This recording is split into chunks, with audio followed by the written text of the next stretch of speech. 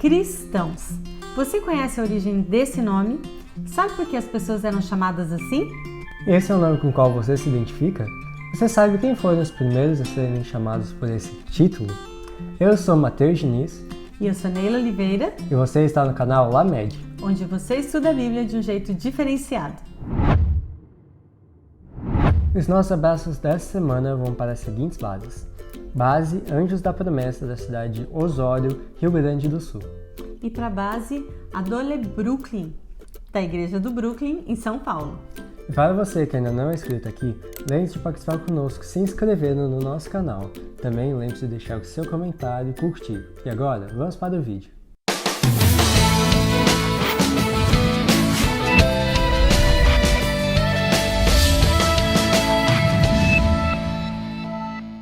Os seguidores de Jesus ainda estavam enfrentando perseguição e por isso eles acabaram saindo de Jerusalém e se espalharam. De certa forma, isso não foi algo ruim, porque onde eles chegavam, eles acabavam formando ali pequenos grupos, tipo os nossos PGs, e espalhavam a mensagem de salvação para todas as pessoas com quem eles tinham contato. Eles não conseguiam resistir ao impulso do Espírito Santo e falavam abertamente de Jesus Cristo para as pessoas. Um dos lugares em que o evangelho foi recebido com muita alegria foi a cidade de Antioquia. Essa é uma notícia muito boa, porque Antioquia é uma cidade grande, importante, era conhecida pela sua cultura, a sua riqueza e o seu requinte. Era um centro comercial que atraía pessoas de todo o mundo da época e era muito privilegiada por suas paisagens. Mas, como era comum em cidades muito grandes como essas, o luxo e os vícios afastavam as pessoas de Deus. Essa característica, no entanto, tornou o campo missionário ainda mais favorável. Quando ouviram a mensagem dos discípulos que vieram de Chipre e Cirene, muitos desses gentios creram e se converteram ao Senhor. Assim que a notícia chegou a Jerusalém, eles decidiram enviar o melhor evangelista. E a pessoa escolhida para essa função foi Barnabé. Deus abençoou o trabalho ali. Logo, Barnabé precisou de ajuda também. Quem poderia ajudá-lo? Ele logo pensou em Paulo, que estava pregando em outra região. Veja só o que está escrito aqui. O conhecimento e o zelo de Paulo exerceram uma influência poderosa na população de Antioquia, e ele provou ser exatamente a ajuda que Barnabé precisava. Os dois trabalharam juntos durante 1 ano, revelando o Redentor do mundo a muitas pessoas. E foi nessa cidade, Antioquia, que os cristãos foram chamados pela primeira vez de cristãos. E a razão é meio óbvia. Você consegue imaginar qual era o tema das conversas e das pregações deles, né? Eles só falavam de Jesus Cristo. E eles se emocionavam quando se lembravam de tudo que Jesus havia sofrido, como tinha sido mal compreendido, o tratamento injusto que ele havia recebido. Eles vibravam quando falavam da ressurreição de Jesus e contavam para as pessoas sobre a obra maravilhosa que Jesus estava fazendo ainda pela humanidade. Será que teria outro nome melhor para eles serem conhecidos? Você precisa concordar que, de fato, esse era o título mais apropriado. E mesmo que as pessoas o usassem como forma de desprezo, eles se sentiam honrados por ser chamados de cristãos. Paulo e Barnabé formavam uma verdadeira dupla dinâmica. Cada vez mais, Paulo compreendia que ele tinha sido chamado para trabalhar com os não-judeus ou gentios, como eram conhecidos. A igreja ia se desenvolvendo e se tornando cada vez mais forte. E para que tudo continuasse funcionando bem, de forma organizada, o Espírito Santo orientou Paulo e Barnabé fossem separados como ministros. Assim, eles poderiam realizar a cerimônia do batismo, de acordo com o exemplo de Jesus, e também organizar igrejas. Os apóstolos se dedicavam completamente à missão. Enquanto Paulo e Barnabé viajavam para as diversas regiões, Pedro, Tiago e João permaneceram em Jerusalém, pregando para o povo dali. Eles contavam tudo o que eles tinham visto e vivido com Jesus e convenciam as pessoas de que Jesus era verdadeiramente o Cristo. Aconteceram algumas coisas bem curiosas e inusitadas nas viagens dos apóstolos. Veja alguns exemplos. Enviados pelo Espírito Santo, eles chegaram ao porto de Seleucia, de onde navegaram para a ilha de Chipre. Ali, na cidade de Salamina, foram às sinagogas judaicas e pregaram a palavra de Deus. João Marcos o acompanhava como assistente. Viajaram por toda a ilha até que por fim chegaram a Pafos, onde encontraram um feiticeiro judeu, um falso profeta chamado Bar Jesus.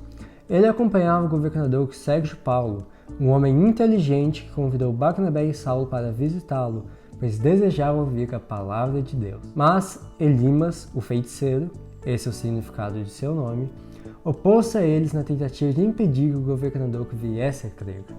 E isso deixou Paulo muito bravo. Veja só o que ele fez. Cheio do Espírito Santo, Saulo, também conhecido como Paulo, encarou Elimas nos olhos e disse: Filho do diabo, cheio de toda espécie de engano e maldade, inimigo de tudo que é certo, quando deixará de torcer os caminhos retos do Senhor?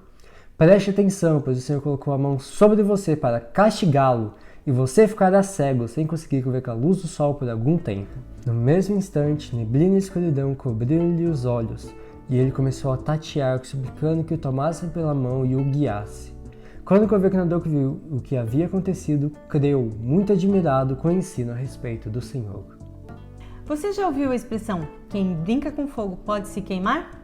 Foi exatamente isso que aconteceu com Elimas. Ele acabou se envolvendo com coisas perigosas, erradas, identificadas como armadilhas de Satanás, e perdeu o discernimento. Por isso que quando ele viu ali Paulo e Barnabé, ele não percebeu, não os identificou como servos de Deus e fez de tudo para atrapalhar, mas com a autoridade do próprio Deus. Paulo colocou no lugar dele. Aqui tem uma questão séria para a gente pensar. Com o que nós estamos nos envolvendo? A gente já falou várias vezes aqui, você deve estar cansado de ouvir a gente citar, né, o que a Bíblia diz a respeito. Como pode a luz conviver com as trevas? Que harmonia pode haver entre Cristo e o diabo? A gente precisa considerar seriamente essa questão e ficar muito atento. Os apóstolos avançaram em suas viagens, e em muitas delas enfrentaram dificuldades. João Marcos, que era um jovem parente de Barnabé e que os acompanhava, ficou com medo e decidiu voltar para Jerusalém. E Paulo ficou muito bravo. Onde já se viu isso? Mas Barnabé foi paciente e continuou treinando João Marcos. Depois, Paulo acabou fazendo as pazes com o rapaz e ele reconheceu que ele seria de boa ajuda para espalhar a mensagem do reino de Deus. Foi esse jovem que escreveu o livro de Marcos na Bíblia, possivelmente contando as histórias que ele ouviu dos próprios apóstolos. E esse também foi o primeiro evangelho a ser escrito. Impressiona a coragem de Paulo e como Deus usou poderosamente esse traço da personalidade dele para defender o Evangelho. Ele não perdia nenhuma oportunidade de dar o seu testemunho a favor de Cristo. Às vezes, ele até mesmo criava as oportunidades. A gente recomenda que você leia os capítulos 16, 17 e 18 do livro Os Embaixadores para conhecer os detalhes impressionantes dessas viagens dos apóstolos. Em algumas ocasiões, eles foram maltratados e perseguidos, presos e até apedrejados. Em outras, foram aclamados como deuses e tiveram que impedir que as pessoas os adorassem. Era uma vida de altos e baixos, mas eles permaneceram fiéis ao caminho. Eles foram capazes de dar o melhor exemplo porque imitaram a Cristo e foram dignos de ser chamados de cristãos. Uma igreja organizada faz parte dos planos de Deus. Ele deseja que haja unidade entre os membros da igreja, que não é a mesma coisa que uniformidade. Você percebe a diferença? Uniformidade é fazer tudo do mesmo jeito, todo mundo pensando igual. Não é isso que Deus deseja. Já unidade é união e harmonia. Isso é o que Deus espera de sua igreja. Veja este texto. Deus fez da sua igreja um canal de luz. Ele não dá a um de seus servos uma experiência que seja contrária à experiência da própria igreja, nem revela a um único indivíduo sua vontade para toda a igreja, deixando-a na ignorância. Ele coloca seus servos em ligação íntima com sua igreja, para que eles tenham menos confiança em si mesmos e confiem mais em outros a quem ele tem conduzido. As pessoas que amam a Cristo e realmente querem servi-lo vão fazer de tudo para seguir o exemplo de Cristo. Trabalharão incansavelmente pela união da igreja. Farão de tudo para unir e não espalhar. Terão um interesse em comum, levar a mensagem de salvação para todo mundo. Serão submissas ao Espírito Santo e não terão medo de fazer essa obra no tempo e do jeito certo. Veja aqui. Paulo e Barnabé tentaram seguir o exemplo de sacrifício voluntário de Cristo. Despertos e incansáveis, não consideravam seu bem-estar pessoal, mas com piedosa ansiedade espalhavam a semente da verdade, dando instruções práticas e de imenso valor a todos que tomavam uma posição em favor do Evangelho. Esse espírito de dedicação e zelo causou uma impressão duradoura na mente dos novos discípulos. É isso aí. E você, gosta de ser chamado de cristão?